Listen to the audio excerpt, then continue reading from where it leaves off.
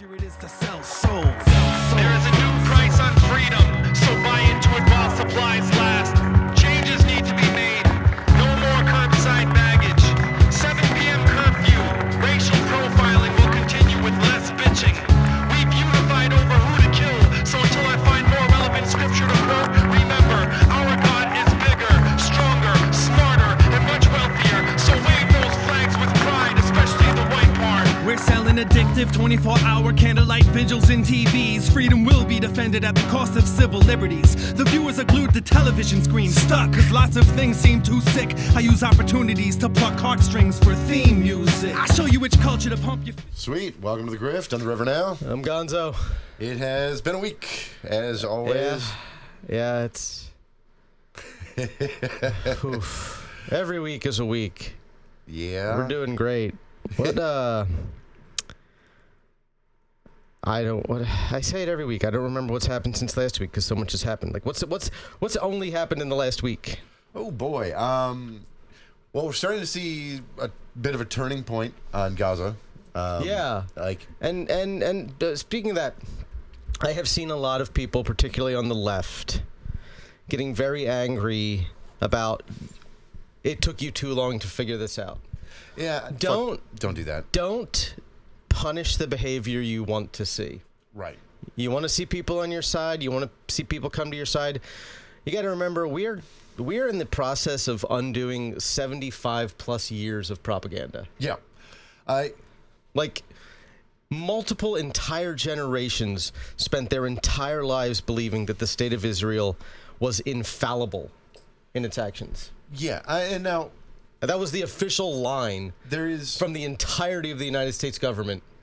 Right. For like 60 plus years. There's no need to forgive people who are doing it in bad faith. Like, I'm not going to, under any circumstances, hand it to Marjorie Taylor Greene. Like, no, God, no. Obviously, she got there before the Democrats, and that's disgusting. Right. But that's a troll on them, not a positive for her. And she's mostly only doing it because she sees there being a one-to-one relation between the state of Israel and the Jewish people, and she hates Jews, so she doesn't like Israel. Exactly. And, she's trolled the Democrats a bit on this because she got ahead of them. That's embarrassing to Democrats, not pro-her. No. She doesn't get credit. Like, those who are, how would I put it? They're saying the right things, but then not showing up for votes. Right? Yeah. Fuck them. Also, Slotkin was one of them. Yeah, Slotkin. Also, fuck Gillibrand and our esteemed Senate Minority Leader, fucking Schumer, who both voted against cutting military aid. But more than half of the Democratic caucus in the Senate did. That is true. Like, that is movement I would not have expected to see in only 2 years. Less than 2 years. Seeing AIPAC actually talked about as a bit of a pariah on news channels. Yeah. Like, finally. Like, that's... Also, fuck you, New York Times, for doing a, the worst fucking correction ever. Yeah, I mean, it wasn't really it's a correction. We're just adding context. Adding context that the child who they did the focused story on that starved to death. Technically, the child died from the health complications caused by starvation, not directly from the starvation. Right. Which they had these pre-existing conditions. I would like to point out at the Nuremberg trials, that was a centerpiece as to how they argued that it wasn't really death camps. Yeah. It's just... It's like the old and children and the sick died because that's what they die in. It was either cholera or typhoid that killed Anne Frank, right? Yeah. I can't remember which one, but it was like she died from disease. She was not specifically sent to a death chamber. Right. And Holocaust deniers have been focused on like pre-existing conditions and the health demographics of those who died since the Holocaust. So, fuck you, New York Times, for carrying water for that. That was a mistake. What else has happened? The New York Times is very good at making mistakes. We got a bunch of really dumb, quote-unquote, trade deals. Just on natural gas alone. Yeah. 60% of our natural gas exports will be going to Japan. Right. And 75% of our natural gas exports will be going to the EU. So that I don't know if you can do math. That is more than 100. Yeah. That is more than 100%. That is actually 135. But to make it worse, you know what our tariffs with South Korea were before this new deal? Weren't they soloed to be as essentially non-existent? They were about 2%. That's like not having a tariff. Right. And that's a rounding error. And their tariffs on our goods averaged to less than 1% beforehand. Guess what? They still average less than 1% to us, only they've gone up slightly in this new deal. Mm-hmm. So he's raised a few of them. And now we have a 15% tariff on their goods. We're doing great. We're doing great. They're crowing about this $150 billion in tariff revenue as if it's a positive. As if it's not just the taxes we are paying on import goods. It's like I was telling you, both Ford and GM saw either no profits or a loss in quarter two, 100% attributable to the tariffs. So, Toyota stock went up 8% 2 weeks ago, right? Mm-hmm. In a day because of a tariff announcement, right? And you go, why would their stock go up? It's because it's really simple, as you just mentioned, Ford and GM, right? Mm-hmm. Their steel and aluminum and electronics all have like huge tariffs on them, up to 50%. Yeah. Right? Meanwhile, if you build a car in Japan and ship it here, you've got the shipping cost, which is like 8% of the vehicle, right? And then the tariff on the whole thing. Yeah, 15%, right? So you're at 23% on all of it, right? As far as costs, added costs to get it to market here, and they make it cheaper there. So they, between that, 23% versus 50% on the building cost added on. It's no brainer, right? Like, it's actually going to be cheaper. Same with the EU deals. It's going to be cheaper for BMW to stop because they have production facilities here in the U.S. Mm-hmm. It's going to be cheaper for them to not make them here. And just make them overseas and ship them here. Yep. Same with Toyota.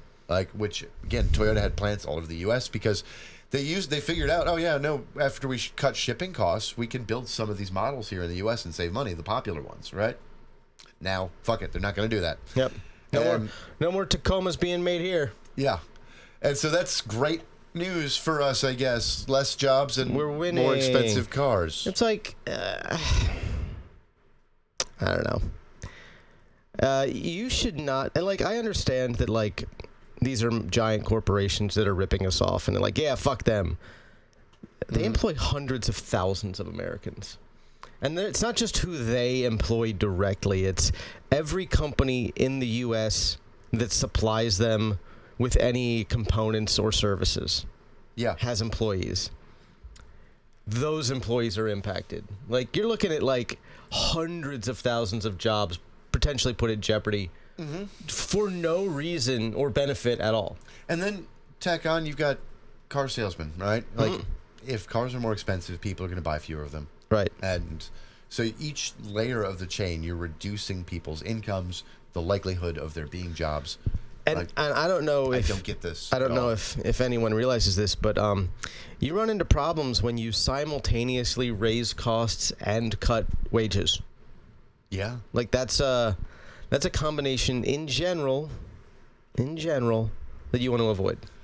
Yeah, that just screams giant recession to me. But, what do I know? They're also not going to release numbers and fudge things enough that we'll sort of have to guess. There's also that. Sort of have to guess. It's like I was talking about the other night. The funny thing is what's going on with these trade deals is these pledges of investments that are all murky and not actual guarantees. We pledge, we promise we're going to invest in your country. There's no way to he doesn't know exactly what deals he's making, so there's no way to hold anybody to their end of the bargain anyway. Right. He doesn't know what he's doing. And we had all these trade deals existing already. We had trade deals with damn near every other country on the fucking planet. And they were all in our favor. Yeah. Every trade deal the United States has created for itself since the end of World War II. Mm-hmm. Since 1945, so 80 years,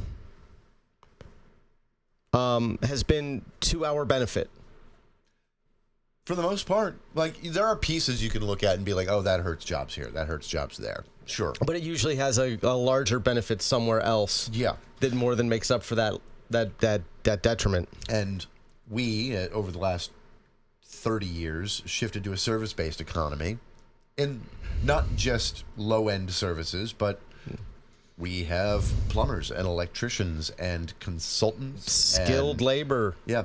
And tradescrafts and software as a service. Like, when they say the service economy, it doesn't mean just like hotels and restaurants, right? It means services to the world, and we offer accounting services globally.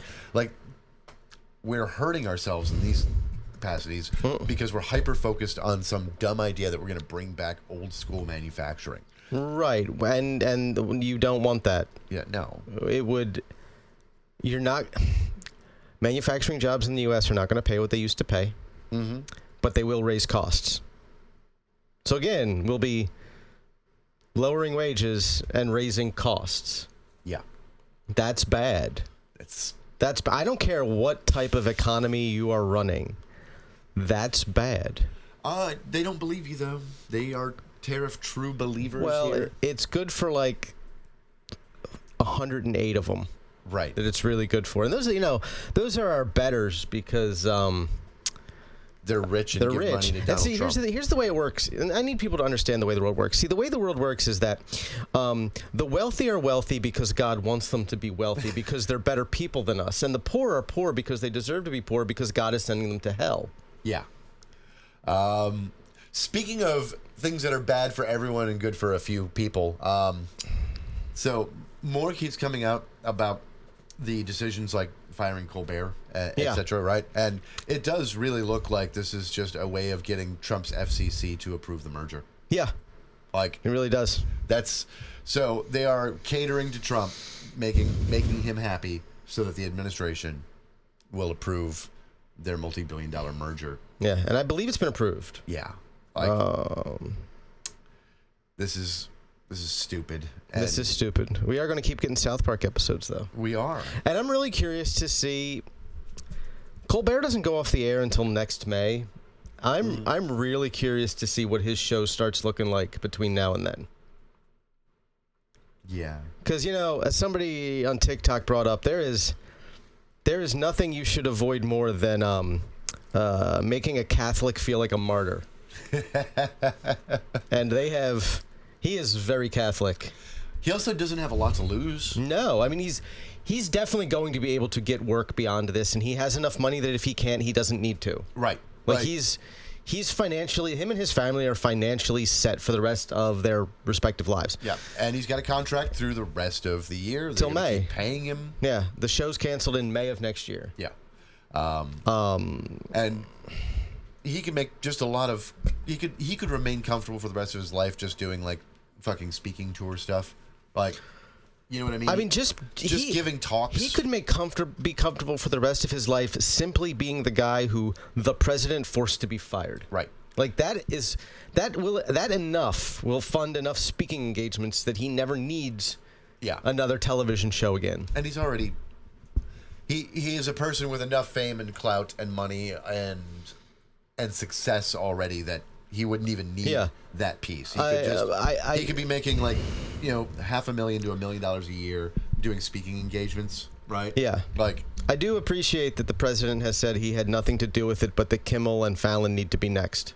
Right. That's speaking of the president saying things, because radical fucking provocateur Jimmy Fallon, right? Known for his like incendiary takes about politics. Look, Jimmy Fallon. They make fun of Trump and they don't like him, and that's all there is to it. Like, I went and rewatched some clips of that White House Correspondents' Dinner. The one that started it all? Yeah. And you can see how seething Trump was to be like the butt of so many jokes. Hasn't he all but admitted that's why he ran for president? Like, just openly admitted that night? He was flirting with the idea and talking about it just because it was getting him clout and getting him on TV. He'd floated a run in 2000. Yeah. And he'd ran on third-party tickets before. right? Yeah. It's just he liked the fame. And the fucking Reform Party. Remember the Reform Party? Oh yeah, him and David Duke. Pat Buchanan. Yep. Yeah, that was quite the. You remember in 2000 when more Jews in Miami-Dade County voted for Pat Buchanan than Al Gore? No. Allegedly. The way the ballots, when we still had those butterfly ballots in Florida, I wasn't here yet, but the whole counting controversy is the way the arrows pointed, the hole you had to punch to vote for Al Gore was not next to his name. It was next to an arrow underneath his name. The arrow next to his name was pointing to Pat Buchanan's name. Because what happened was you had all the candidates listed on either side of this central channel. The more I think about that election... The central channel, you had to poke out the hole of the person you were voting for. That's where the hanging chads came from, if the hole wasn't poked all the way out and some of the paper was still stuck. That's what they were arguing about, whether or not they should count the hanging chads. I remember a lot of the coverage about that, but I didn't... That's how it worked. That is stupid. More Jewish voters in Miami-Dade County accidentally voted for Pat Buchanan. Well, probably accidentally. I assume Pat Buchanan, 2000, we should have stayed out of World War II because Hitler should have been allowed to have Europe. And we would have been fine. Buchanan did not get a huge amount of the 2,000 Jewish vote in Florida. Right. Yeah, no, that's But yeah, go back and look at especially then they were 80% Democrats back then. Go 90. Go back and look at the actual photos of what the ballots looked like in that election, and you had to there was this little pointy stick you had to poke the fucking hole out with. I mean, I remember a lot of the coverage of it. I didn't know that salient stupid detail about those two things with the arrow and Miami-Dade Jews accidentally voting for Pat Buchanan. Yeah, in larger numbers than Al Gore. That's amazing. And that election was so stupid. And Florida was decided by so little. Yeah, it was. That was the election. 12 or 1,400 votes was the official final tally that when the Supreme Court stopped it at. When they stopped counting, yeah. That was like the Supreme Court shouldn't have stopped the count, and it wasn't a population of my neighborhood. There wasn't cheating per se, and the election wasn't stolen exactly, but it was fucked up, and that's why after that Florida reformed its election system and to what we had up until DeSantis decided to fuck it up in the last couple of years. That ended up being one of the most accurate and easy in the country. Right. I don't think you can really go wrong with scan sheets. No, you can't. You electronically scan them so you get instant results and you have an immediate paper trail. Right. That's best of both worlds. Yeah, I love the optical scan ballots like that. I mean, if it worked for me taking the fucking CAT test in elementary school, it works for voting. Yeah.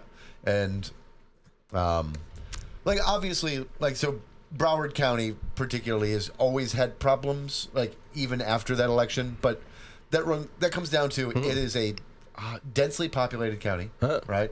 That has an underfunded election system, right? Which is a problem in a lot of places. And so when you add those two things together, they're always late. Then they always end up with massive lines where people are waiting outside to vote for 8 hours, and some issues in the counting because again, you got fucking few machines, lots of people, and blah, blah, blah. The machines are still machines. They get jammed sometimes. They don't. Sometimes you scan a Scantron sheet and it doesn't scan on the first try, and you got to run it a second time, and then you can run into questions well, did it tally it twice or only once? We had to scan it twice before it said it accepted it, but did it? Right. But man, our possible alt history, our future of what could have been if Florida didn't have fucked up ballots in 2000, and if the Supreme Court hadn't stepped in when it did. And they're totally not a precedent. Right. Or if the Brooks Brothers riot hadn't happened, that actually destroyed ballots and made the chain of evidence to counting impossible to verify because they fucking destroyed them and tossed boxes and which that part was cheating. Let's be real. That was cheating. What's impressive is how many people who were on the Bush legal team are now sitting on the Supreme Court. Yeah. Because it's 3 of them. And they were young. Many people from that movement and the Brooks Brothers guys all went on to bigger fucking careers in the GOP. Yeah.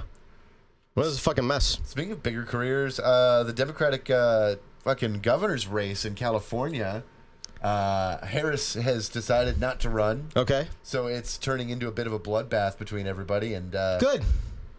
Porter is currently like in the lead, obviously, but everybody's fighting for it. That's interesting. Then there's the guy who decided to take a selfie in front of Auschwitz and say he knew how to get California's unemployment rate down to 0%. Carl Langford. He's running as a Republican. Oh, yeah, he's running as a Republican. That's. I mean, he looks exactly like you would expect him to. But he took a selfie in front of Auschwitz. The Arbeit macht frei gate behind him, and he's like, I have my plan for getting unemployment down to 0%. Standing in front of Auschwitz. He'll still get votes in Bakersfield and Huntington Beach. Wow. I'll look this guy up he later. will not get 0 votes. Like he will probably not get more than like low quadruple digit votes. Like he'll get votes. People will look at him and be like, that's my guy. Because there are parts of California that are impressively fucked. Although yeah. Texas being Texas might mean that California goes full nuclear with their own gerrymandering. Right. Have you heard about that? No. So Texas, at the behest of Donald John Trump, is redistricting before the 2026. Right. And they are basically just eliminating every Democratic seat that they have. Okay. Like some of them might still be competitive. Mm-hmm. And some of these, some people like Al Green and Jasmine Crockett and a couple other people have like enough name recognition they might still win their seats. I wonder, because again, we talked about this before, but Texas doesn't have a Republican Party. It has a problem. It has a lack of voting problem. They have a turnout problem. They have released their maps, and it is hilariously gerrymandered. Like it was already a gerrymandered state, right? But they have like explicitly gerrymandered it to make sure that there's like no black representation at all. Wonderful. Okay. So Newsom is like, fuck it, we'll do the same thing to California. Okay. So if everything went exactly the way everybody wanted, you would see the Democrats losing 5 seats in Texas and gaining 9 in California. And, I don't like gerrymandering. Uh-huh. I think that districts should be fair. Same.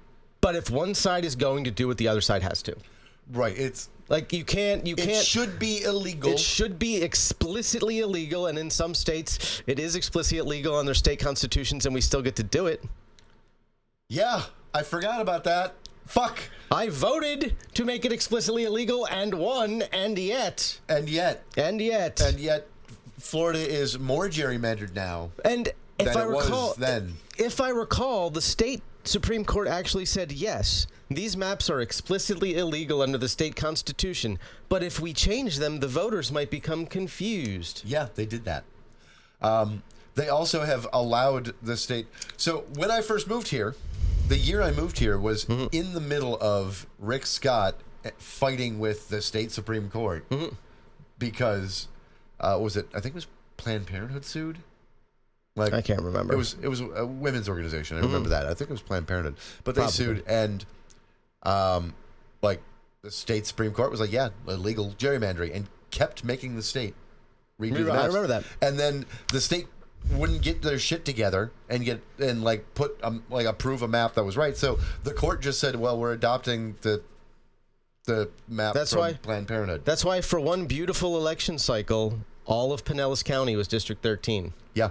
And we went with Charlie Crist, which decision. I don't hate Charlie Crist. No, we've talked about it a lot. He's fine. It's disturbing that his politics have not changed the slightest bit, and he is now a centrist Democrat as opposed to a moderate Republican without his politics moving a fucking millimeter. He's not even the most conservative of Democrats. No, he's very much like in the center of the party now.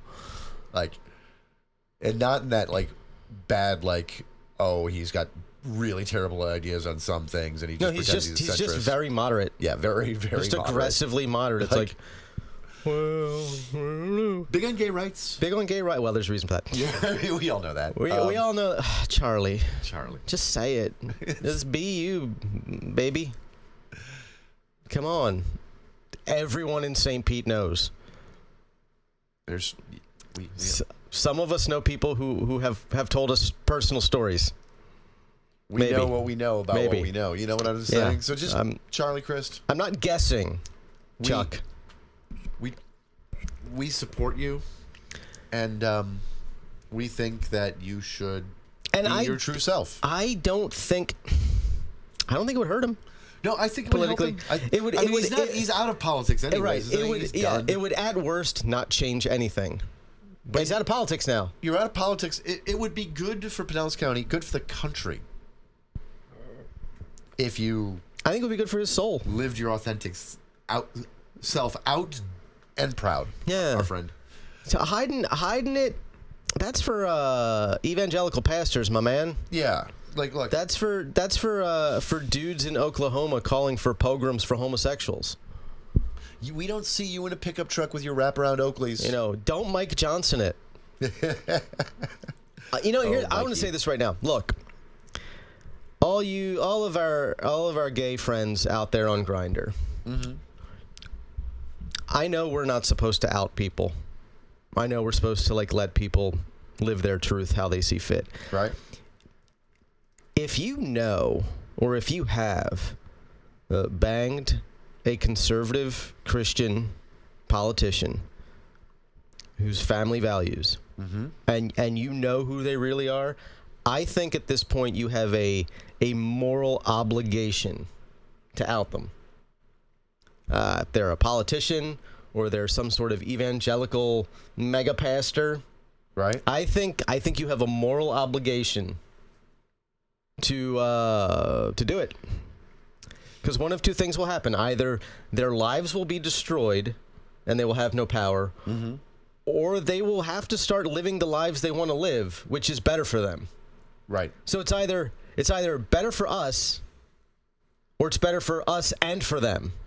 Either way, it's a net benefit, even though it's a dick thing to do. It's a dick thing to out somebody.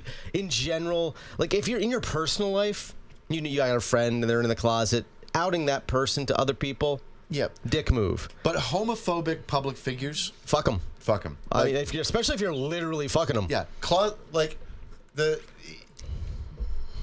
closet case villains deserve to be outed. Yeah, Peter Thiel deserved to be outed. Right. He was actively funding anti-gay marriage initiatives. Yes. And that was some of his least ghoulish behavior at the time. And that's pretty fucking ghoulish. While as an open secret, because he wasn't publicly out, but he had everybody who knew him knew. Everybody who knew he was very gay. Yeah. And it was one of those, fuck you, asshole. You are funding the worst types of evangelicals and hate preachers and anti-gay marriage movements. Only because you know your money protects you from them. Yeah. And you can use them to your financial benefit. And, of course, because he was also going to continue living in California. Yeah. Let's be real. That's the other... some of these... the worst of these assholes, right? Have either residence or properties in fucking New York, California, right? Protected states. They know where they're going to be fine. They're going to be safe. They get to live their comfortable, liberal life. Yeah. They just don't want you to. Right. Well, they don't believe you deserve to because you're not wealthy. Speaking of people not believing people deserve things, fucking dozens have been killed by Israel seeking food at aid sites. Yeah, they banned UNRWA back in May, I believe. Yep. And they set up their own food aid distribution network in coordination with United States military contractors, private United States military contractors. Correct. And then we took the number of sites down from several hundred to 4. Yeah. None of these 4 sites are near where anyone is. So people are walking 15, 20 miles through the goddamn battle-torn desert to get to food aid stations where they are then shot. Yeah. if they're not killed in conflict along the way. Didn't we explicitly write some of the Geneva Conventions because Canada was doing this shit during trench warfare? Yeah. Like explicitly taunting the enemy with food. Yeah. And then shooting them. Correct. Yeah. Don't go full Canada, Israel. Do not be 1917 Canada. Right. Under any set of circumstances. Why is Israel being both 1917 Canada and 1938 Germany? I don't understand. Yeah, that's right. Yeah. I said it. Yeah. 1938 Germany. That's you, Israel. Yeah. That's you. Good job, guys. You became. I mean, I understand that, the earliest of your founders were working in direct coordination with the Nazi regime in order to set up your nation state. With the help of the British. Yeah. Like, it's so fucking weird. It's so fucking weird when you dig into it that, like... So many different pieces. And, like, how many of the early Zionist militia leaders were members of fascist militia parties and movements in Europe before the Nazis took power, right? And then as, like, they were rising and taking power, they realized that, as all of these fascist groups are, like, coalescing into the Axis, basically, right? It wasn't going to be safe for them, so they dipped, right? But they were fascists. It was, anti-Semitism and fascism didn't go explicitly hand in hand until a little bit later, right? Right. So... They were fucking. So many of them were pro Mussolini, right? And Austro-fascist. And it is important to add that, like, fascism didn't go more anti-Semitic than Europe had already been, right? Until a certain point, because Europe has had a history. Yeah, they've had a history, and it's regardless of the internal politics of the country. And you know what's funny about that? We. During that period at the end of the 19th century and into the beginning of the 20th century, every philosopher and political economist and politician was writing and thinking and talking about the quote-unquote Jewish problem. Every single one of them. It's weird. And some of them not in a bad way. Like they're not saying that that's a good thing to write about. Like, it's a weird thing to address at all. Right. But, like, you can address it worse or better. Right. Some of them were addressing it better than others, but it's a weird and bad thing to address. I mean, Marx talked about it. Yeah. And it was because of... Now, the way Marx talked about it was that, ending capitalism would liberate the Jewish people from... All people would be liberated, so there would be no reason to persecute. Yeah. That was his central thesis. Right. But at the same time they're writing about the quote-unquote Jewish problem, Theodor Herzl and people like Ben Gurion later and Zabraninsky, they were writing about the Palestinian or the quote-unquote Arab problem, right? In the exact same way, like that they had a problem with a native population that was going to be a problem for them that they were going to have to. They were going to out of their way to make it a problem for themselves. Yeah, and you're reading about, like, when you read the way that they talked about how they'd have to manage, like, before the foundation of Israel, like, it's one of those, like, yeah, I don't want to continuously relitigate the history, but there's intent. It's important to understand. Yeah, and it's important to understand that there was always intent. Yeah. Like, that there was always a plan to remove at least the majority of the Arab population. Yeah, and even if it wasn't, like, the entire Israeli population, right? The specific handful of individuals that were there at the inception. And that had power. Had a specific plan they wanted to specifically enact in the region. Yeah. And to varying... And the funny thing, of course, is because it coalesced as like a... There's no one center of power in Israel, right? And still to this day, because of the framework of how it was founded with a bunch of militia groups and different organizations. So that government that they created, while centralized, like, invests a lot of power within the cabinet and different senior military leaders, right? It's important to remember there are some a small number, but some very, very loud, aggressively, far more than anything you see in the United States, anti-Zionist voices in Israel. And there are people far to the right of Benjamin Netanyahu in Israel. Yeah. They got a wide-ass Overton window over there. They do. And what's interesting, like, because of the way that they're... And that's how a guy like Netanyahu ends up, like, in terms of their politics, center-right? Yeah. He's in the moderate side of their right wing, even though he's a fucking fascist lunatic. Yeah. Like, he is a ghoulish fascist who... And again, I don't like to overthrow. I'm not one of those leftists who overthrows around the word fascist. It's just he fits the definition. He fits the definition. He's a softer fascist. Like there's a spectrum of fascism. Like he's more towards the Austro version of it before Austria got yanked into the Third Reich, right? Yeah, and it's interesting because it's like. It's not really a religious question either, since some of the loudest anti-Zionist voices are the most religious. Yeah. In the country, most religious Jews in the country. It's just the country has so many fucking problems. I think they're going to see a problem with. I think you're going to see a lot more of younger Israelis burning their draft cards. Yeah, and refusing to serve because it's becoming much more prominent. Like it's always been a thing. There've always been certain numbers. I remember there was a Taylor Swift fan account on Twitter.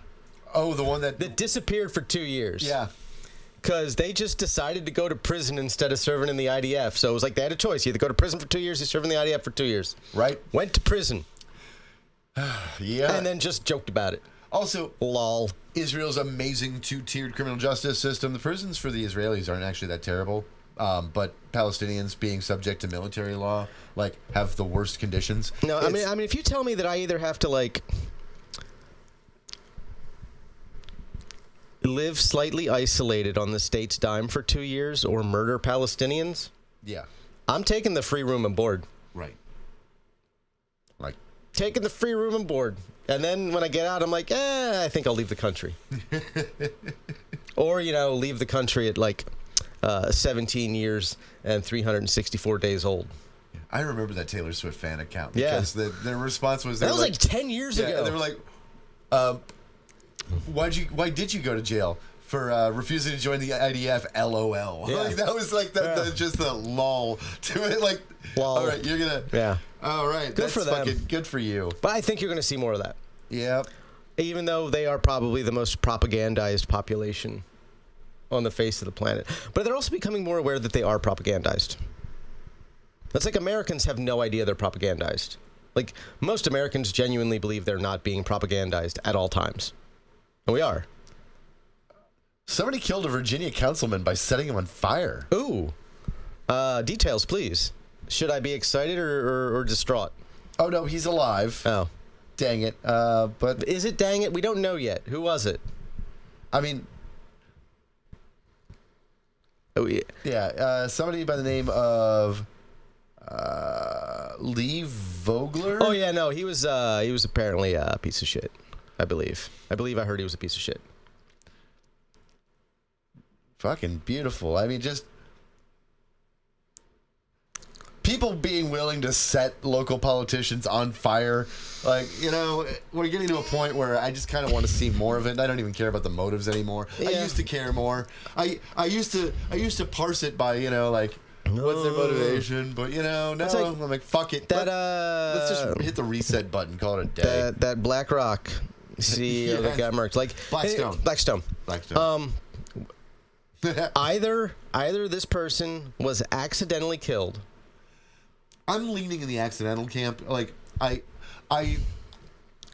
Yes, I don't trust the authorities, but when they say they've got the guys notes and journal and things, that's going to be evidence someday. And if you start fabricating things, you're gonna get caught. So, generally, police don't do that, right? They fabricate evidence. Don't get me wrong, but fabricating written evidence, I don't buy it, right? Well, he's dead, so there probably won't be much of a trial. Yeah. Or an investigation. But there's maybe a lawsuit. There could be That's why I prefer these people to be taken alive, so we have to put them on trial. Yeah. So you have to do real discovery. Speaking of which, and the state has to present its evidence. We haven't heard shit about Luigi in a while, have we? No. I know the last I heard they were trying to get a good chunk of the evidence suppressed because of the chain of custody issues. Oh. Where apparently his backpack was left alone, unattended, with one of the arresting officers for an extended period of time before it was put into evidence. So, like, there's a distinct possibility because of chain of custody problems. All of the evidence gathered from his personal belongings that day could be thrown out, which at that point there's no case. Yeah. The entire case is he's been quiet. Right. He ain't said shit as far as we know. Did they catch him with the gun? I believe the gun. I don't remember if they caught him with the gun or if the gun was found. The gun was like a weird gun. It was like some bespoke assassin's pistol. Yeah. Man, this would be interesting if they wind up tossing the bulk of the evidence against him. His manifesto was in his backpack. Yeah. That would be tossed. We'll see what happens. He's got good defense attorneys, though. Free Luigi. But yeah, this Blackstone case, I lean towards he might have been trying to go hit the NFL, which, again, people like sports. I don't hate the sport of football. I am always happy when my Eagles do well because that makes the people of Philadelphia happy, and I want them to be happy. But beyond that, I don't give a shit about sports. But it's a bunch of asshole billionaires who own these teams, and they do shitty things on the side, right? And they abuse their players a lot. They use mostly young black men's bodies until they are completely destroyed and their brains are Swiss cheese. And they cast them aside, and they pay them good money while they're doing it. But nothing compared to what they make themselves off of it. And there are kids who played fucking peewee and middle school leagues and fucking high school ball who have signs of CTE a few years afterwards. All head trauma is cumulative. And so, that was probably the right target. And I also feel like there is no reason why in 2025 we have not been able to engineer our safety equipment to the point where these problems are diminished substantially. Sure. The helmets look stupid, but we've done a lot with improving helmets. Mm-hmm. But some of the problem is that a lot of concussions can just come from a sudden stop in momentum, right? Mm-hmm. No matter how good the helmet is, right? The force of going from point A to point B and hitting and coming to a stop, right, can cause a concussion. Yeah, and then you run into the problem of if football is not violent enough, people lose interest. Yes, it's the closest thing we have to gladiatorial sports as a popular sport. Yeah. MMA is a thing. There's all sorts of things that are fairly popular, but nothing that is as mainstream. Boxing's a thing. Nothing that is as ubiquitous as the NFL. The Trump-Epstein relationship keeps getting weirder. Him saying that the reason he stopped talking to Jeffrey Epstein was because Jeffrey Epstein stole one of his employees from his spa. The 15-year-old who was working at his spa, who was also until she took her own life. 17. Was she 17? 17. When Epstein took her. So she could have been younger when she was working at the spa, which is weird. It's weird. Then he just admitted it was one of his victims. Yeah. By name. By name. One of the victims that used to procure other victims for, I read into the history,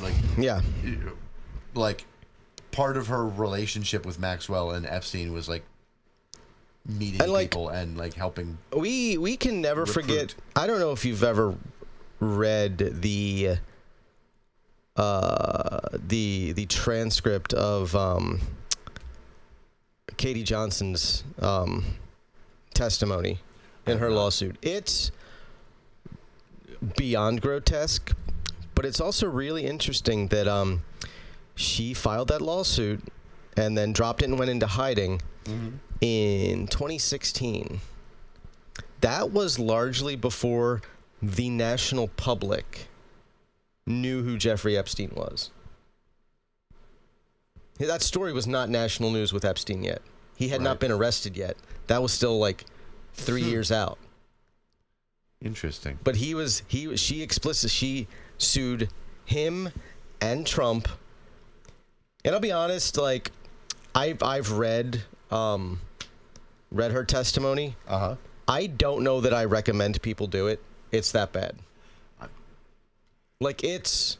One other of Epstein's victims happened to be in fucking Trump's beauty pageants. Yeah, this is getting too. It keeps. I'll say part of her claims was that there was a point where Trump and Epstein got into a fight because Epstein had, quote, popped her cherry when Trump had called dibs on it. Gross. She was 13 at the time. Wow. Oh, yeah, that. Gross. And like I said, she filed the lawsuit, and then she was berated with so many death threats. She just disappeared and went into hiding, and has pretty much been in hiding ever since. That was 2016. That was before the election in 2016. Oh, Jesus. And it's like, man, if anybody had given a shit then, we wouldn't be where we are now. Yeah. We talked about this one yesterday, last night. Like, I absolutely despise, like, we have that beauty pageant thing. We have a culture that's still, they're weird, they're creepy, they're gross, they're nothing. Even at the adult level, it's weird and creepy. Yeah. It's weird. But the teen ones and the child ones are all just fucking weird-ass adults with sexualized children in the same space. Let's be real. Yeah. Like, that's all that's happening. And most of those dudes are the creepiest fucking weirdo, fucking mid-40s fucking pasty fucks I would say that are the type. The child beauty pageant culture is the weirdest, grossest legal subculture in the United States. And it is predatory and weird and the Venn diagram that strangely overlaps. Evangelical. Right. That's the Venn diagram of weird, like, how it overlaps, that they seem to be hyper-focused on this protect our children, save the children, stop the groomers, QAnon, like, all of those pieces, right? How they focus and zero in are the biggest proponents of that bullshit. When they hyper-sexualize their own children. The same people that gave us Jean-Benet Ramsey. Yeah. Because we've known some in person who are like that. They have kids that are in this scene dance, and are also into the QAnon bullshit. And you're like, I have seen the photos of your 12-year-old that you post. Fuck off. Fuck all the way off. There are a lot of dudes out there with 12-year-old daughters who would happily fuck someone else's 12-year-old daughter. Yeah. But also would happily watch their political enemies go to prison for it. Would love to. They don't. Right. It is a nothing matters to them, and they are so projecty and gross. And and part of it is they genuinely do believe that it can't be wrong if they are the ones personally doing it. Yeah. Like, they genuinely believe that they are inherently, by being them, so morally unculpable that nothing they do could be wrong. But these creepy ass, and some of these jackass fucking dude bro MAGA bullshit QAnon guys that we've talked to who are out here trying to hypersexualize their own kids so that they can ride their coattails for money and fame. Yeah. Like, it's fucking weird. That is happening while also claiming that fucking it's like Pizzagate is real. Yeah, and fortunately, occasionally one of them gets drunk and loses a fight to a parked pickup truck. That was so good. And that was I don't know that any video has made me happier. Right. The unfolding story of this. I'm not going to drop names. No, we're not going to name names. This is a private citizen. Private citizen, but there was somebody that we know who was that kind of guy. This kind of guy, and drunkenly, also like performatively religious while also constantly doing drugs, drinking a lot. That performative toxic masculinity, abusive to women, like just and an all-around shitty person in every way, shape, or form, but performatively evangelical. Yeah. Right? At the same time. Yeah.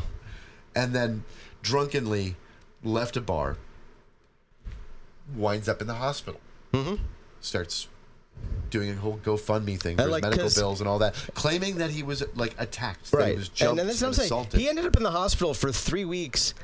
It did not look for certain that he was going to make it. Right. Like the head trauma that he suffered when he hit the ground was bad enough. Yep.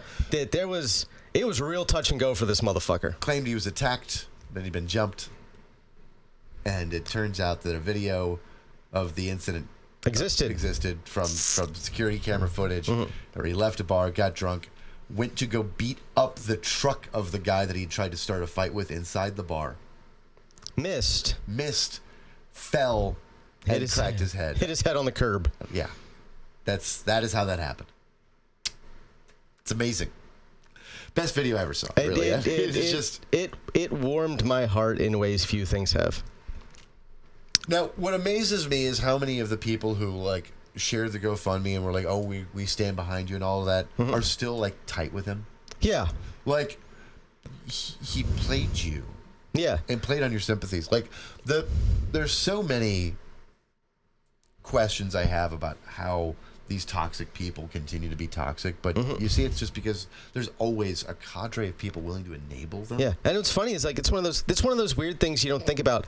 That toxic behavior becomes impossible to engage in if you have something like universal health care.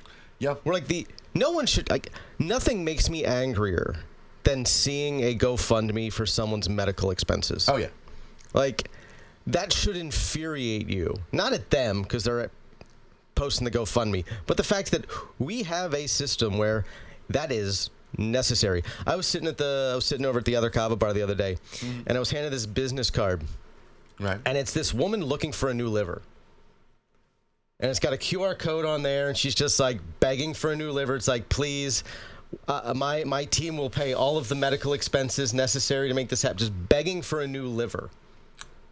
Wow. And you scan the QR code and you can apply to like give her part of your liver, because that's the thing about livers is you just need a chunk of it. A chunk of it and it'll grow a whole new liver. Holy shit. Yeah. That's what is. Yeah. Everything is wrong about. And what amazes me is now we're getting to the point where we can just grow this shit, but like we're not going to put the resources into making it so like commercially viable that it is affordable. Yeah. Like, hey, you know what though? China will. China will, because we talked about this the other night. Maybe it was last night. I can't remember when we talked about this. The way that we are just seeding the entire future. Oh, yeah. Technologically and in terms of scientific advancement to China. They're making maglev trains. Like they're working 220 miles an hour? Yeah, they're working on a solar satellite to provide electricity and energy on the ground. Right. Like a solar collecting satellite. But was it radio waves it sends down with? That will beam down energy after collecting massive amounts of solar energy because it's got like this fucking massive like fucking solar. They're building this thing. That's the future. Like just basically fucking microwaving fucking energy back down from space after collecting it with solar cells. That's like the first step to having a Dyson swarm. Yeah, like and we're living in 1995.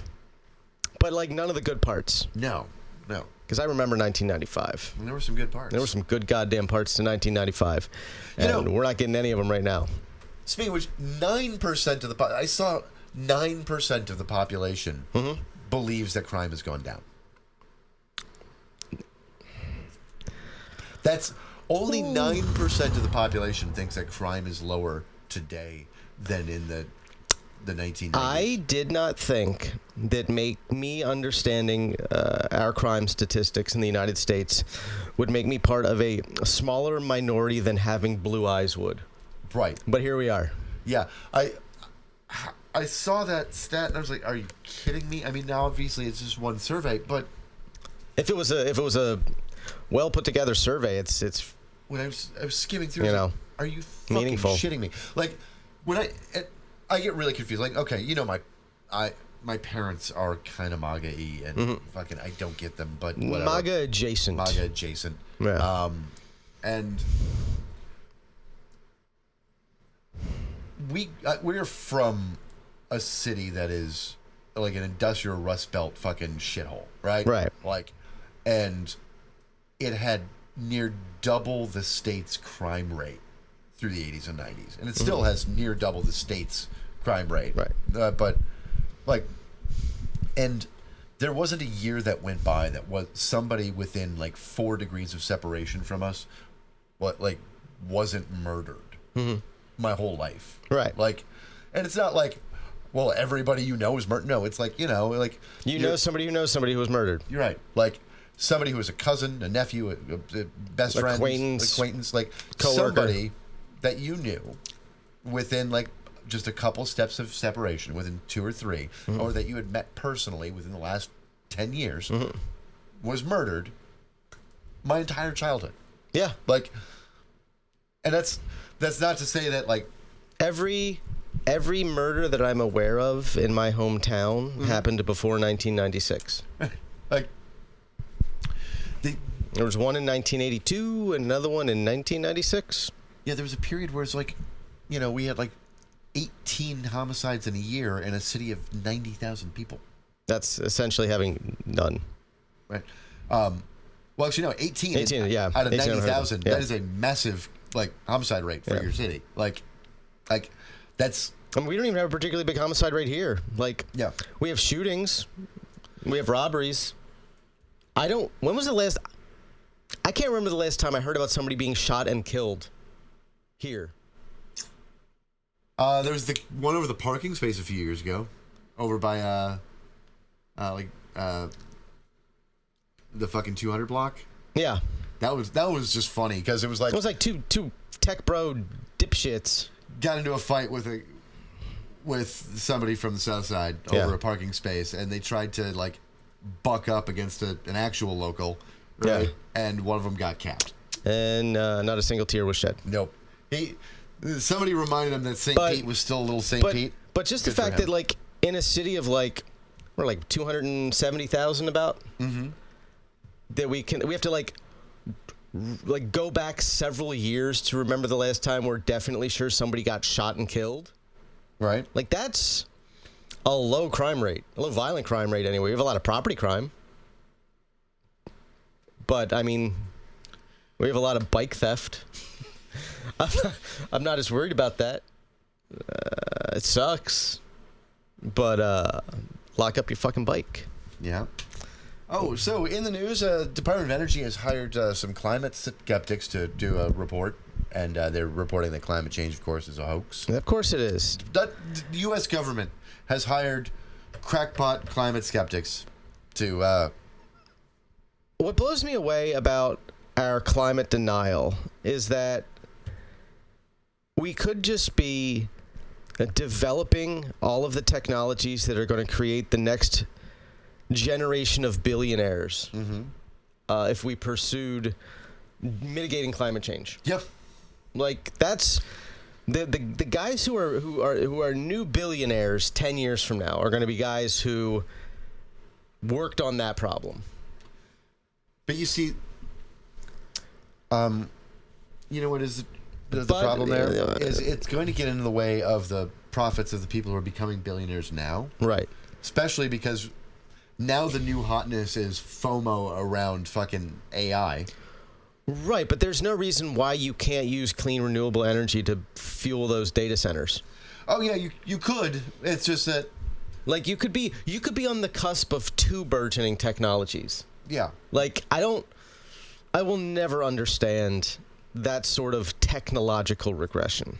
We are a stupid country. Because we've even gotten to the point where we are actively discouraging fossil fuel companies that want to diversify into clean energy from diversifying into clean energy because they all understand that's the future of the energy economy. But you see, have you thought that maybe you're a liberal cuck and you need to shut your woke fucking mouth? That has not occurred to me. Coal is, especially with clean coal, is the cornerstone of American jobs throughout all of Appalachia. And we cannot do your liberal cuck. Right, because those people are inferior and inherently untrainable in new technologies, right? Those people are just too fucking stupid and feeble-minded to learn how to do something else. All they're good for is going in those fucking mines and getting black lung. Look, windmills kill birds, you fucking anti-bird fascist. He has essentially banned windmills. Yeah. Any new windmill project. There's going to be no more wind developed in the, Claiming that wind causes cancer. Remember that one? Like, you just said that shit like as if it was real. Do you know what state gets more of its energy from wind turbines than any other state in these 50 United States? Huh. Texas. Yeah. Fucking Texas. They might not have a functional power grid, but what electricity they do have, more than half of it comes from wind at this point. They do not have a functioning power grid. And their decision, they're so very Texan, like, we don't need anybody else. We don't need decision to cut off from, attaching to the national grid in any way, right? So they are a completely isolated grid. Totally fucked them. Because whenever they have power problems, they have no other, they don't have attachment to other grids to drain power from as a backup. Right? They don't There's have no it. redundancies. No redundancies. Oh, speaking of climate problems, do you remember those really catastrophic floods that happened in Montgomery County, Maryland? Yeah. A couple weeks back. The president of the United States has refused to declare an emergency or offer any FEMA funds because the governor of Maryland is a Democrat. Oh, why are we like this? Why? Entire towns were just underwater. This is 4 feet of water in the street. We knew that this was coming. But it's. And I grew up in Maryland. And it's not right. Here's California just got hit with 2 earthquakes today. Here's the thing about Maryland. What's happening? Maryland is a blue state. Maryland is a blue state because of 2 counties in the city of Baltimore. Yeah, we talked about this. The rest of the place is like the deep south on crack. I didn't look at the election results for the 2024 election in my home county, but I know that in 2016 it was 98.4% Trump in my home county. Less than 2% voted for Hillary Clinton in my home county. Jesus Christ. That's not a big county. It's a sparsely populated rural county. But still, Romney, it was Romney when he ran. I think he got 98.9% of the vote. That's absurd. That is some shit. But it doesn't matter because 3/4 of the people who live in the state of Maryland are either in Baltimore City, Howard County, or Montgomery County. They're in one of those 3 counties. 75% of the residents. Yeah, I'm just impressed. That 98%. That's wild. And that's the thing. One of the towns that flooded, Trump refusing to allow any FEMA funds to go there. A sizable portion of the people who live in that town probably work for the federal government. Yeah. Just because it's right outside the Beltway. Yeah. They don't care. No emergency for you, blue state. Speaking of which, another. So they're fucking talking about giving us fucking rebate checks to help offset the tariff costs. Yes, but Josh Hawley wants it amended so that it only goes to Trump voters. I don't know how you would figure that out exactly.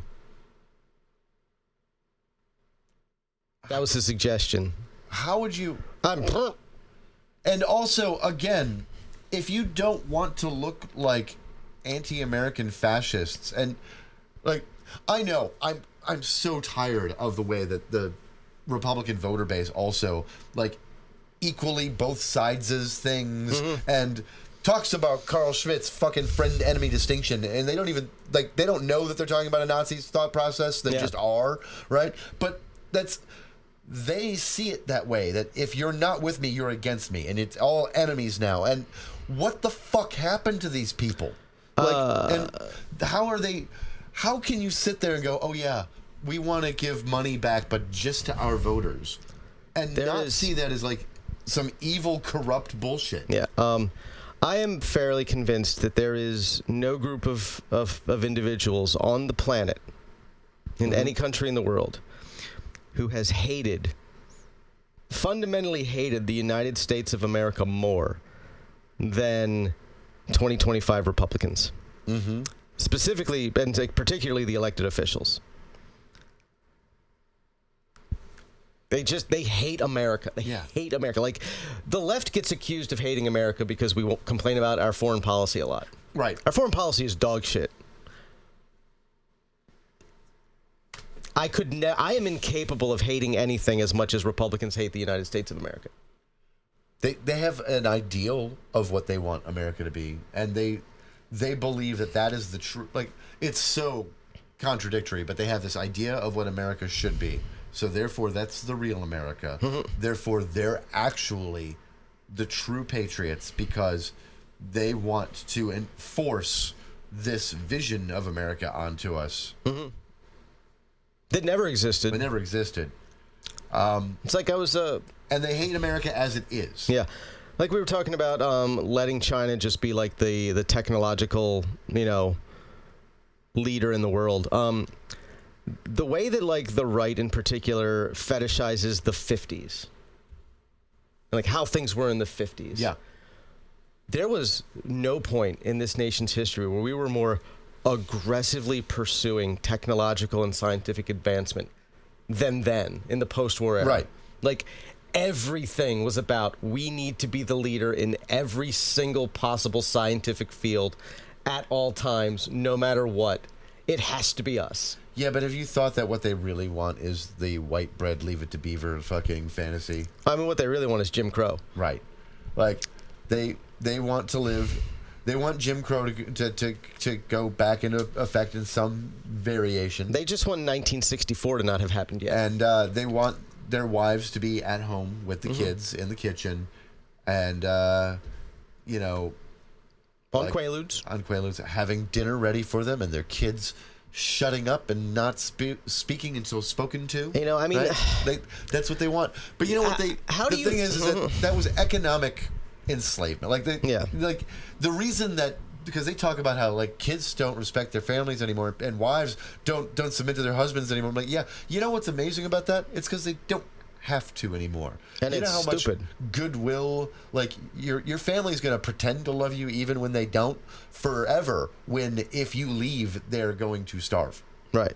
Like that's why you're just using economic power over them. I think this is another one of those instances, and I've been thinking. I've thought about this a lot, where we would all do well, whether it comes to like our interpersonal relationships, or specifically particularly our sexual relationships, where we need to start really fetishizing the idea in all regards of enthusiastic consent, like making people really want to do a thing, right? Whether that's like be your friend, be a family member, engage in a sexual act with you, like really like just grab onto the and adore the idea of like them just really fucking wanting it. I love that idea. You know what though? Culturally, we could also use as the inverse. More fucking fun. Our society needs. I was talking about this morning. Like, it's, we talked about it before too. The lack of third spaces. People aren't socializing like they used to. There aren't block parties like there used to be. We need more. No, we need know your neighbors. Fun. Talk to your neighbors. Meet your neighbors. Go out. Have fun. You know what? Look. At the moment, we are in an economic situation in this country where there's not an a huge amount of utility in saving for the future. Yeah. If you're not saving for the future, you absolutely must go out of your way to enjoy your present. Yes. You have to. You have an obligation to yourself and others. If you don't have a thing that you are saving for, specifically, that you are capable of saving for, not some fucking pipe dream that's never going to happen, some specific financial goal. Right. You need to be going out and having fun as much as possible. I would agree. Because the fascists don't want you to have fun. And I know this because they're trying to take all of your fun away. They're trying to ban video games for you through your fucking payment processors. They're trying Make art, people. They're trying to you got fucking the UK deciding to fucking need photo ID to do literally any goddamn thing on the internet, to the point that people have started using VPNs. So guess what? They're considering banning VPNs. Like, you need to show ID. Government issued ID to, like, go on Wikipedia now in the UK. Use YouTube in the UK. Disgusting. And they all do it, and it's like, we need to protect the children. You know what? You want your children protected? Do it. If you are not willing to be the person who makes sure that your children don't see things you don't want them to see on the internet, you shouldn't have had fucking kids in the first place. But what about my child's devices? I don't know. Does your child need a fucking smartphone? Does your 14-year-old need anything other than a goddamn flip phone for emergencies? Yeah, I mean, if you have a child that is if you're gonna over have 10, if you have a child that's over 10, you personally grew up at a period of time when you didn't have devices and shit all the time. At least at some point in your childhood. Why? Because teenagers getting fucking devices and smartphones didn't start happening until about 15 years ago. Or if you're going to give your kid a device, or you're going to give your kid access to the internet, you're going to give your kid access to your personal computer at home, put parental controls on there. Pay attention to what they're doing. Fucking watch your fucking kids. Right. And you know what? But what if my kids are smart enough to get around it? Good for them. They get to do whatever they want if they can get around your parental controls. They've earned that fucking right at that point. But until then, you have control. And you know, I'll say it in the most boomery way possible, because I'm gonna. How is it that the generations that were raised like without any parental controls or fucking parental guidance, or allowed to utilize and access anything we fucking wanted on the internet, right? Like, by and large. And those kids who weren't, like, they still got to do things and access stuff that these parents want to stop, right? Now, how did they grow up to be these parents, right? Because it makes no sense. No. You want to protect your kids? Fine. Protect your fucking kids.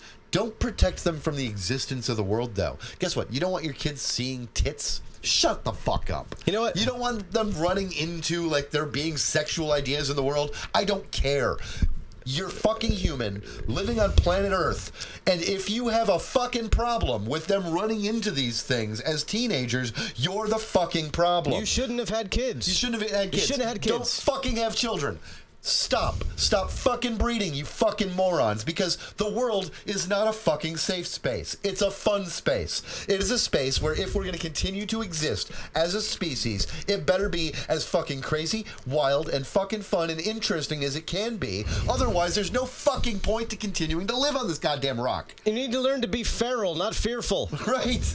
There's no point in continuing to live. Put that on a goddamn bumper sticker. I like that one. Be feral, not fearful. I love that. Like, stop. In order to live on this fucking rock and exist, we should enjoy it to our nth degree, because guess what?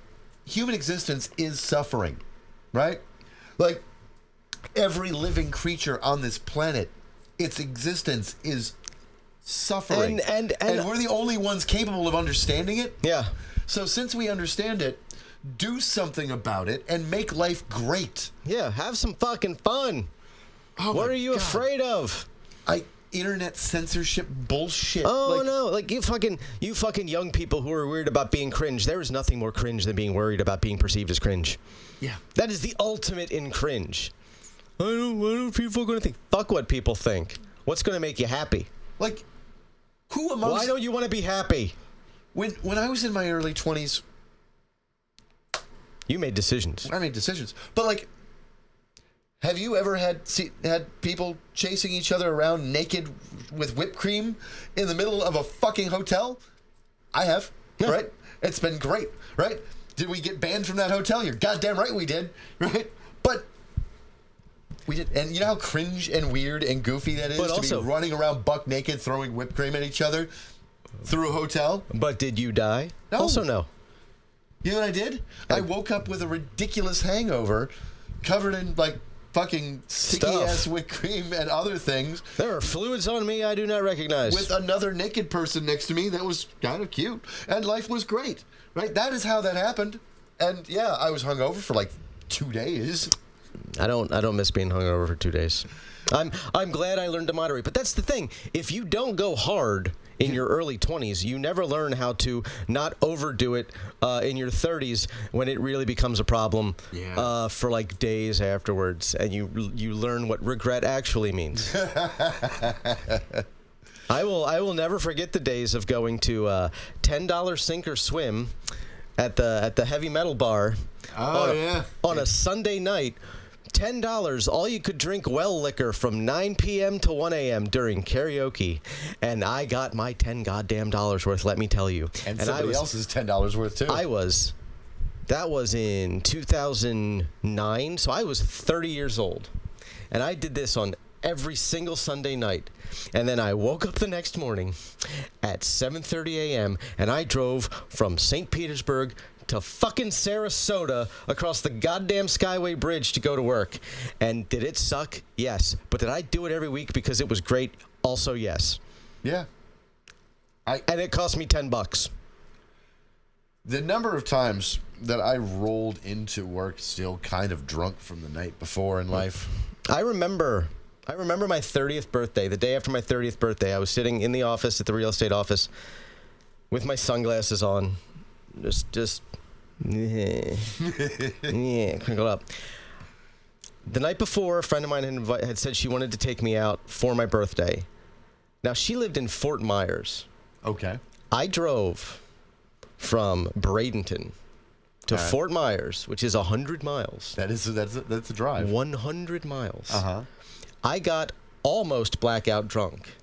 Woke up at 5 a.m., drove back to Sarasota to be at work by 9. And when my coworker, the receptionist at the real estate office, asks me what I got for my birthday, I said drunk. And the rest of the day was miserable, but I got to puke in downtown Fort Myers while ranting about Faith No More.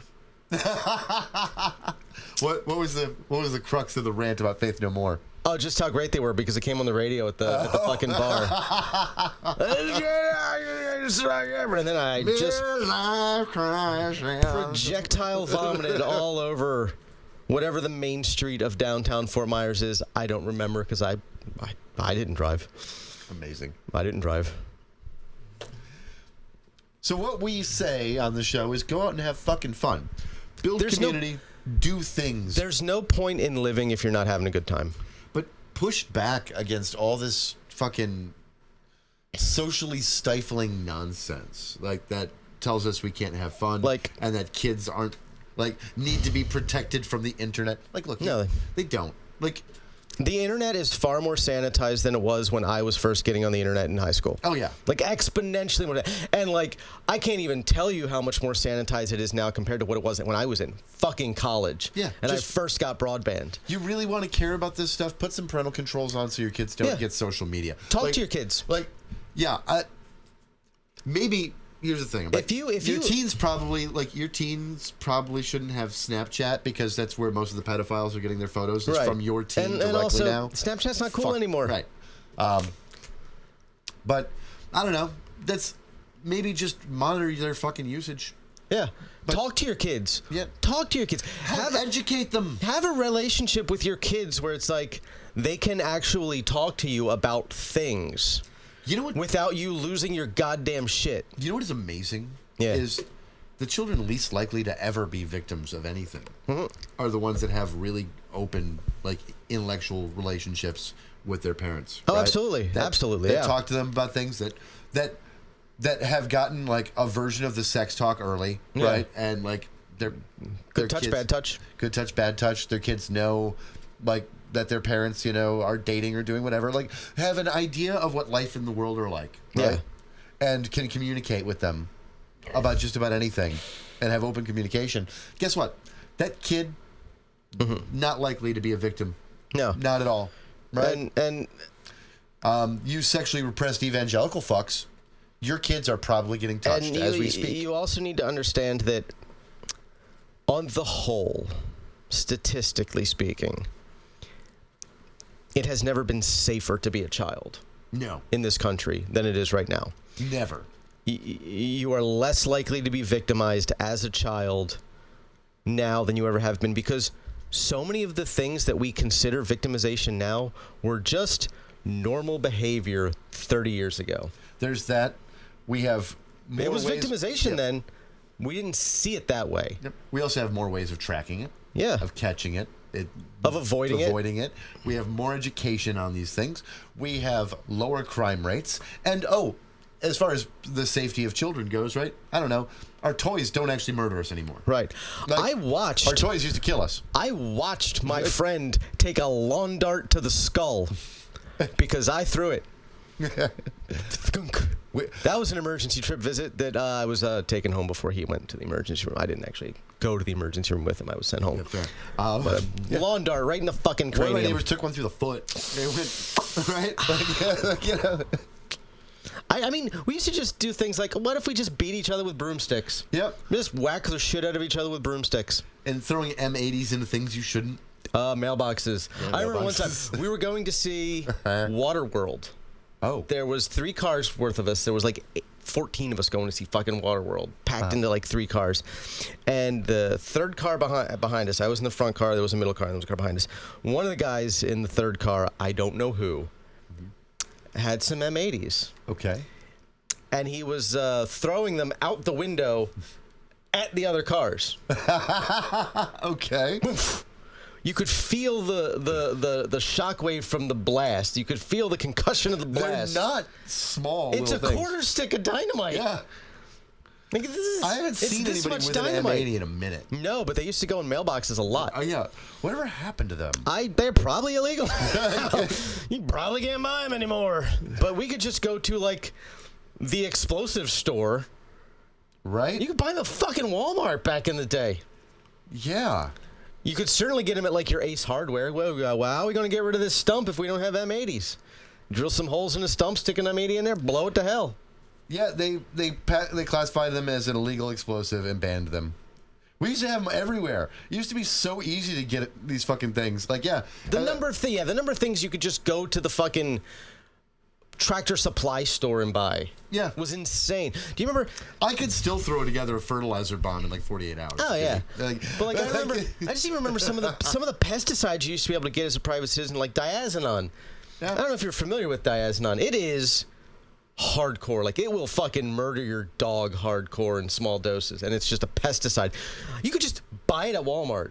Yeah. Now you have to be like a professional exterminator to have access to it, and you need to be licensed and shit to get your hands on it. I just put some outside my front door because I had a really aggressive earwig problem in my first apartment. You know, with the little pinchers on there? Yeah. Yeah. That'll do it.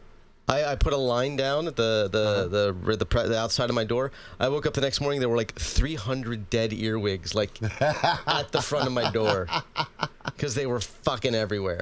That's not, and they're not dangerous bugs. No, I just hate them. They're creepy. They look like I saw Star Trek 2 at a very early age. Yeah, same. Yeah, I saw Star Trek 2. Like them. No. I saw Star Trek 2 when I was like 8. Yeah, 7 or 8. I was no earwigs and Star Trek 2. No. Those two things together have Nope. Yet. Every time I see one of those little fucking That's things, all I think of. Yeah, all I same. think of.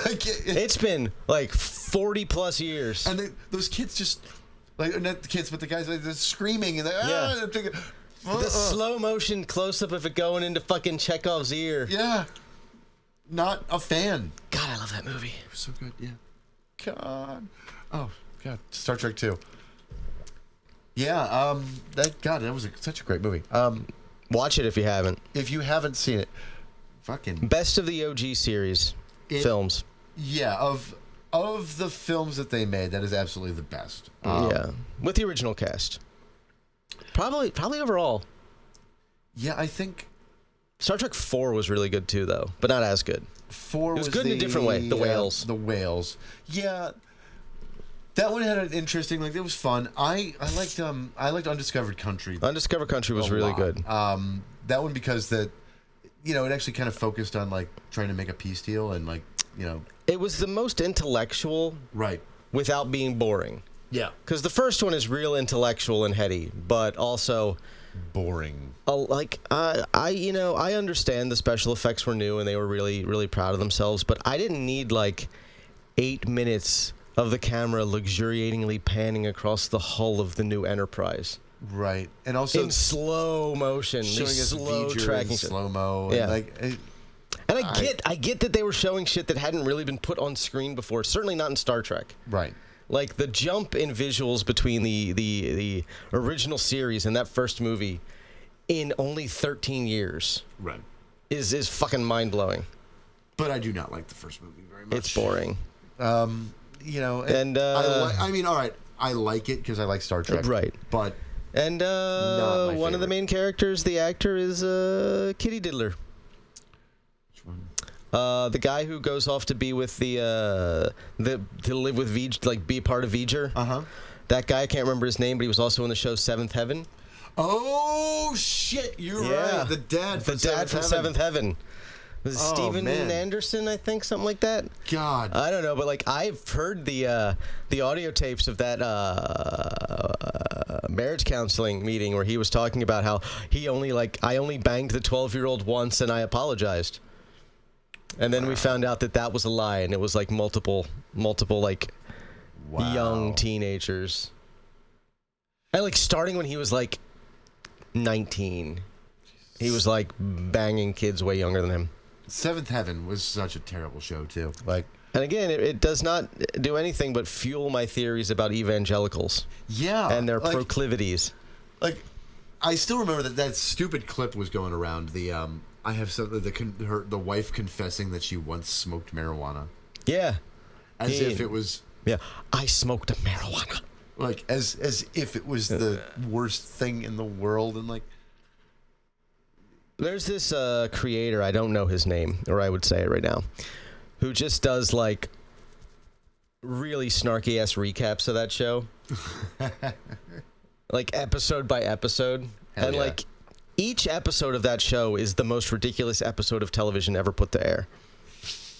It's fucking, it's amazing. Amazing how bad of a program that was. It was so. And the star raped kids. And the star raped kids. Yes, he did. Such a terrible show. And yeah, evangelicals, you're the worst. You are. You are the worst Americans. You are the worst Christians. You are the worst people. So what else we got going on in the news? Oh! Speaking of terrible people, we got that confirmation from Nancy Mace that her favorite pastime is watching ICE violently detain people outside of their court hearings, their immigration court hearings.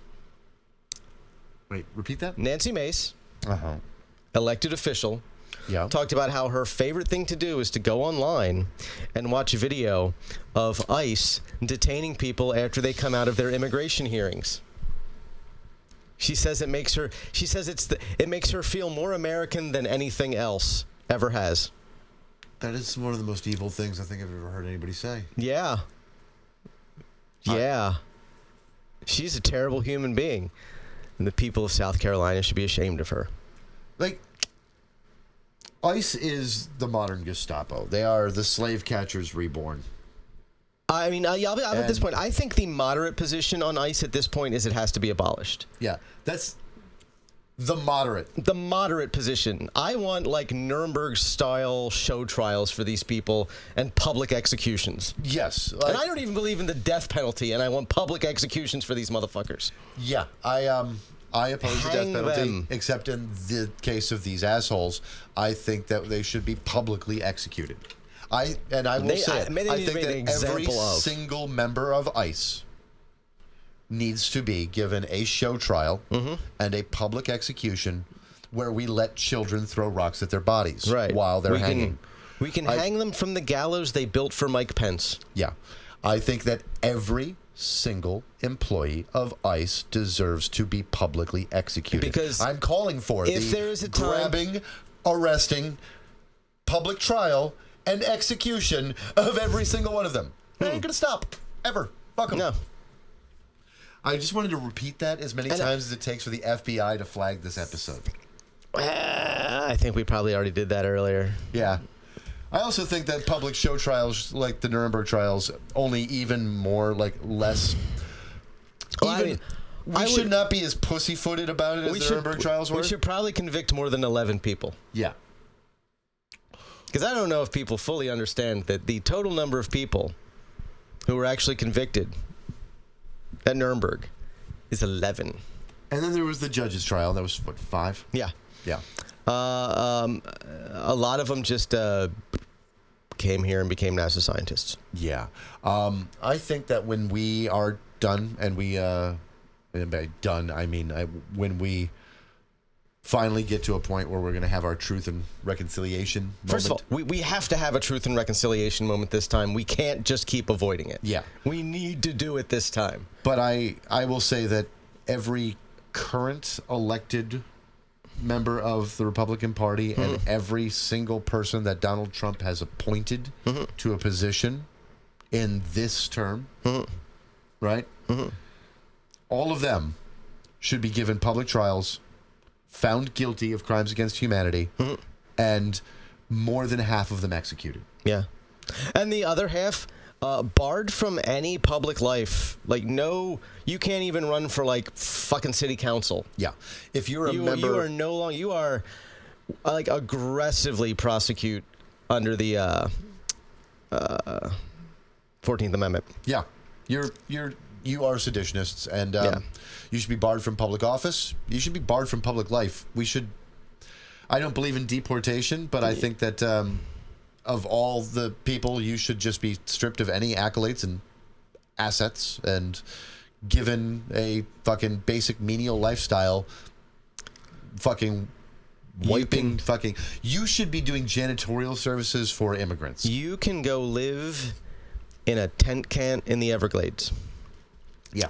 That's where you get to go. We'll build you multiple tent camps in the Everglades, and you can just be there until nature takes you. The thing is, this is only 1,200 people. Yeah. And then out of ICE, another couple thousand. We make examples of 5,000 people, and we're done. Yeah. I like this idea. I think that those 5,000 people should be made an example of. I will say I am disappointed that if we had just done this to the Confederacy, we wouldn't have to now. Yeah. The single greatest post-Civil War mistake this country made was not finishing Reconstruction. General Sherman should have just been allowed to just fucking keep doing his thing. I mean, if he'd been allowed to keep burning the South, he wouldn't have gone after the Indians. Yeah. And done horrible things. Right. After the war. And he'd have gotten it out of his system. The South deserved it. The South deserved it. The natives did not. Speaking of that, this is easy. We made the wrong call. Speaking of the South deserving it, have you heard the new Haley Williams song? Which one's that one? It's brand new. It's called True Believer. It doesn't officially come out till Friday, but she accidentally leaked the album yesterday and then was taken down off her website. It's her new solo album. I'm not a Paramore fan. I never have been. They don't make music that I'm into. Yeah, I like Paramore. I know, not love, but I like Paramore. Okay.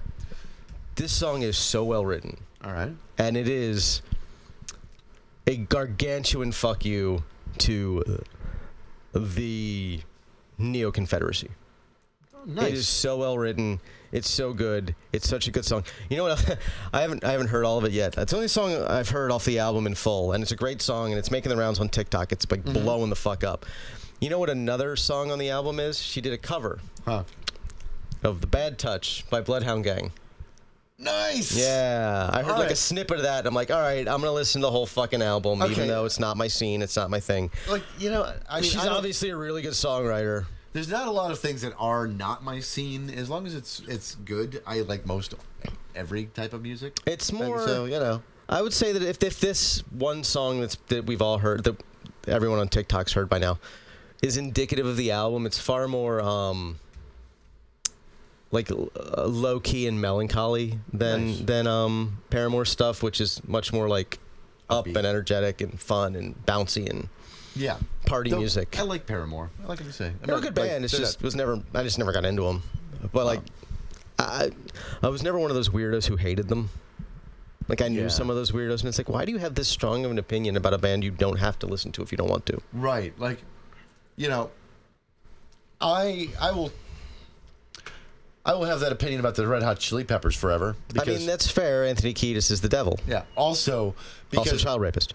Because that is a band that I can't help but hear all the goddamn time. Yeah. If you like rock music, right? Yeah. Same with Sublime. There's some Sublime songs that slap. Don't get me wrong, but most of the ones that people play all the time, I fucking hate. There was a day tired of hearing Santeria. I can't remember if it was 1995 or 1996, but I was at my friend Chris's house, and everyone but me. There was a group of us there. It was like a party weekend. Right. We were there for like 2 full days, like 48 full hours, just at his house while his parents were out of town. Mm-hmm. We literally just listened to that fucking album on repeat for 48 hours. This was not a decision I had any part of. This is not a decision I was happy about. I cannot listen to any song off that record anymore. And it's been at least or almost 30 years. That's terrible. This is also why I can't watch the movie Grease, because previous summer, definitely in 1995, there was a night where we spent a couple days at my buddy Tim's house, and there was my friend Matt's cousin Karen was there. And again, a decision I didn't make. Everybody wanted to bang Karen. Everybody thought Karen was hot. I don't know why. She looked like Robert Downey Jr. and fucking Johnny Rotten had a goddamn baby together, and it was a girl. Jesus. Not an attractive young woman. But because everybody but me wanted to bang her, they just let her watch Grease on repeat for 24 consecutive hours. So I can never watch the movie Grease again. And I didn't hate Grease before that day. But my God.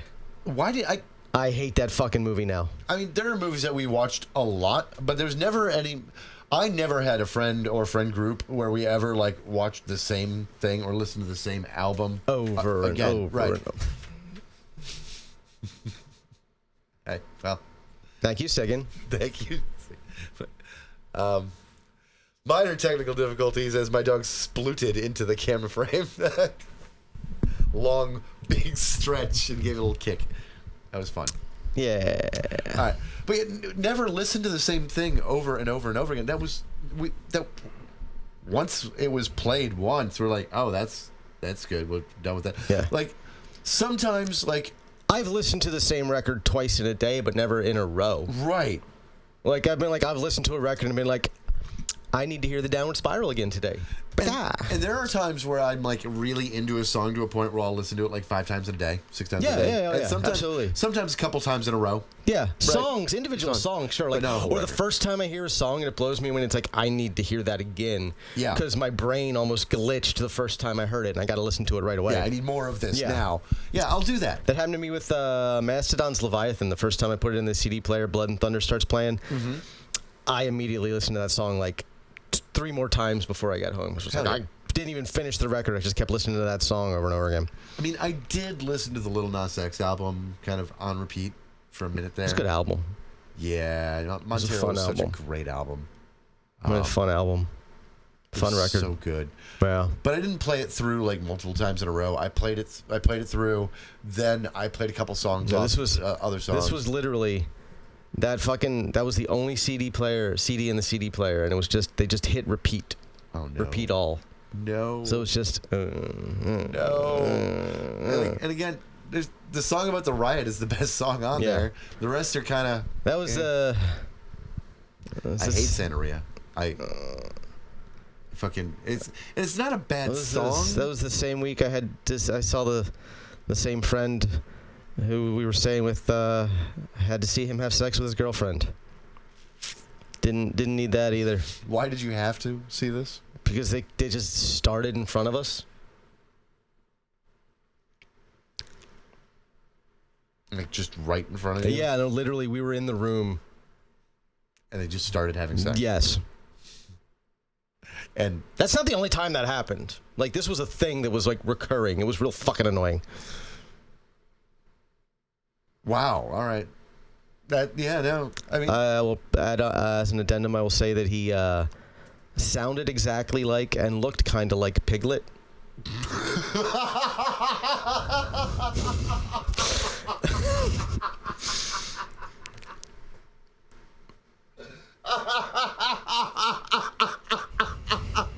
So you just sat there watching Piglet fuck some chick.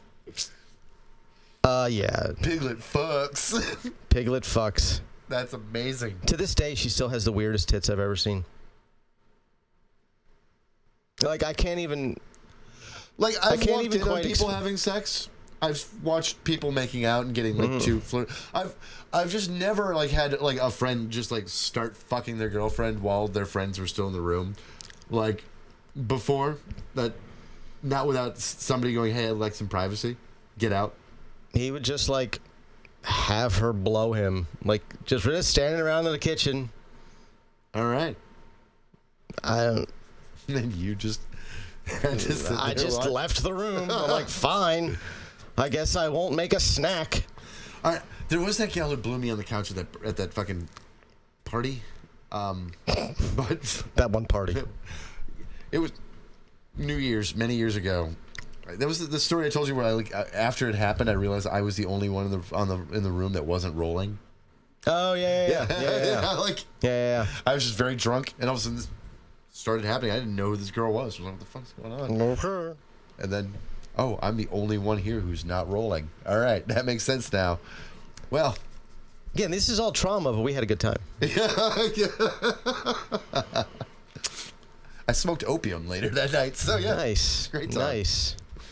What are we going to do on about an hour? We're like an hour and 40, and I don't know where to go from here. I don't have anywhere else to go either. So you know I think we didn't come into this week with a plan, and I think that ending it without a plan is probably the best plan. That works for me. So give us all your money. Yeah.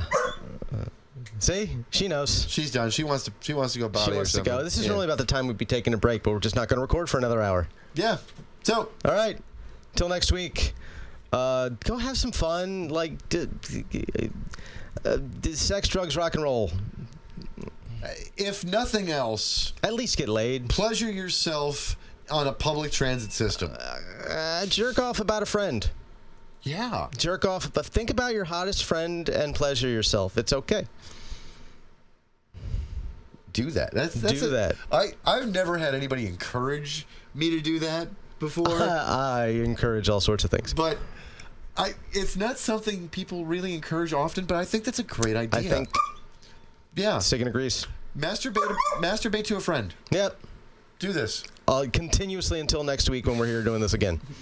Don't even take a break. I want a report. I want a full report, along with the money. Just fucking ropey jets of Chisholm everywhere. Just extra, wow, like fucking those confetti poppers. And now, ladies, we're not leaving you out. All right, you know what to do. You can spray wherever you want. Spray wherever you want. Do what you gotta. Angle yourself in the tub with the faucet running. You know. Think of your hot friends when you do it. Think of your hot friends when you do it. This is the Grift. I'm Gonzo. Bye.